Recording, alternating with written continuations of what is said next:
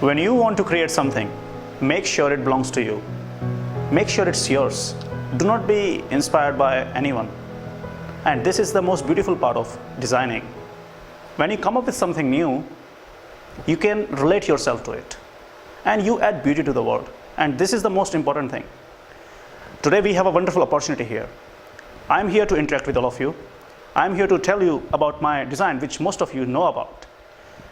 So this particular mini home bar that I have made has particularly made me very, very satisfied.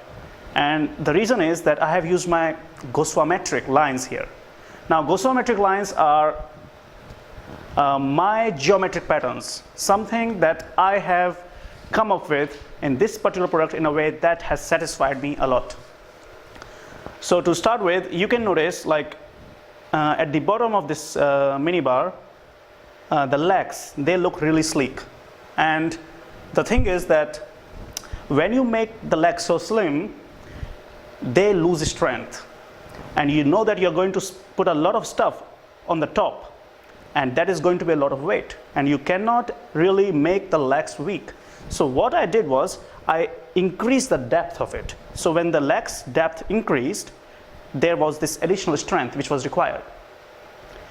So when you experiment, you always come up with some random stuff like this, and that gives you the extra freedom. So in designing, you need freedom, and when you have freedom, you can do more things. Apart from this, you can notice the hexagons here. In the beginning, I just made the hexagons over here, just on the bottom.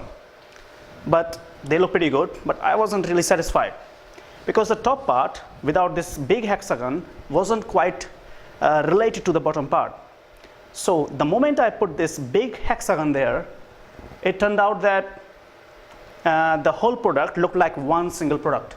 And this is exactly what we want to achieve. Like, particularly when I make something, I always make sure that the bottom part can relate to the top part.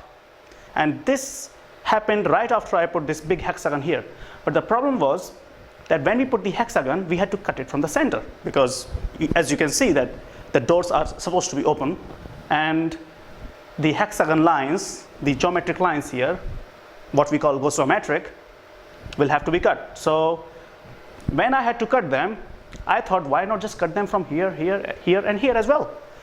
And after doing that experiment, it turned out that it still looked even better. So I kept it that way. Now, designing is one thing, but you have to add functionality to the product.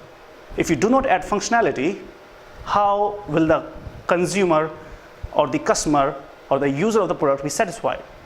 So I thought, why not make these hexagons here, the hexagons row here, convert it into a tray. Something that you push, it comes out, and then you can put the cups, drinks, and use it. Excuse me, sir. Yeah? Sorry for interrupting. Can you please explain why you had to make cuts in the center? Of course, because there are two doors, as you can see. So because there are two doors, you have to open them, and the lines have to be cut. This is something which we will talk about later in depth. So yes, I put this tray here, okay? Now, as far as the cuts are concerned, when you're making these geometric lines, sometimes it is difficult to draw them, but not to kill the functionality of the product. So what you have to do is, you have to make sure that the functionality is not going to be sacrificed. For example, when you open a drawer, and it means that you have to cut the lines, you can do it, but try to draw the lines is always good. Personally, I always try to draw the lines in a way that they are not cut by opening or closing the drawers, and this is a very important part of designing.